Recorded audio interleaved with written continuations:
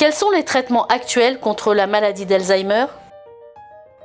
Permettre aux malades d'Alzheimer une meilleure qualité de vie en atténuant tous ces symptômes et en retardant au maximum l'évolution de la maladie, faute de pouvoir, pour l'heure, le guérir véritablement fait partie des priorités quotidiennes.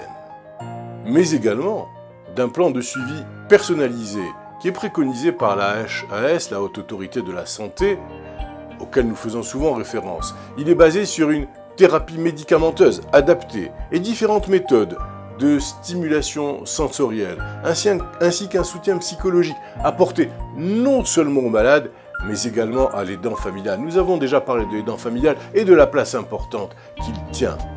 Fort heureusement, la recherche scientifique reste plus que jamais mobilisée au niveau mondial et des pistes thérapeutiques prometteuses sont en cours d'étude.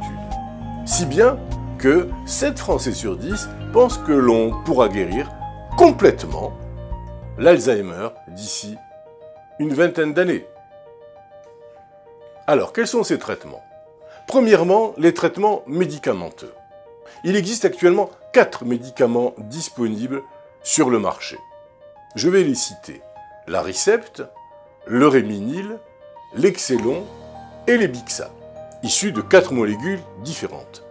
Ils agissent sur les symptômes de la maladie et ralentissent son évolution, mais ne permettent pas sa guérison. Les 3 premiers médicaments que j'ai cités empêchent la dégradation de l'acétylcholine.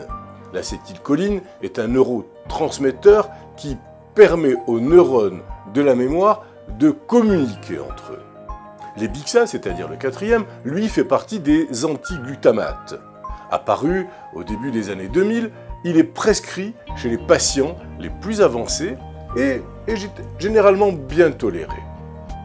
Sa fonction est de retarder la perte des fonctions cognitives. Indiqués dans les formes légères à modérément sévères, ces médicaments entraînent une amélioration réelle du comportement du patient dans les gestes quotidiens et offrent de ce fait une meilleure qualité de vie. Encore très variable, je vous le dis, d'un individu à l'autre. Ils peuvent provoquer, néanmoins, des effets indésirables au niveau digestif, tels que des nausées ou une perte d'appétit ou des diarrhées. D'où, bien sûr, l'intérêt d'un contrôle régulier afin de rectifier la posologie et son efficacité réelle. À noter également que 40% des patients Alzheimer sont sous antidépresseurs. Prescrits par le gériatre, le neurologue ou le psychiatre, voire parfois par le médecin de famille, les médicaments anti-Alzheimer sont pris en charge, je le rappelle, à 100% par la sécurité sociale dans le cadre des affections de longue durée.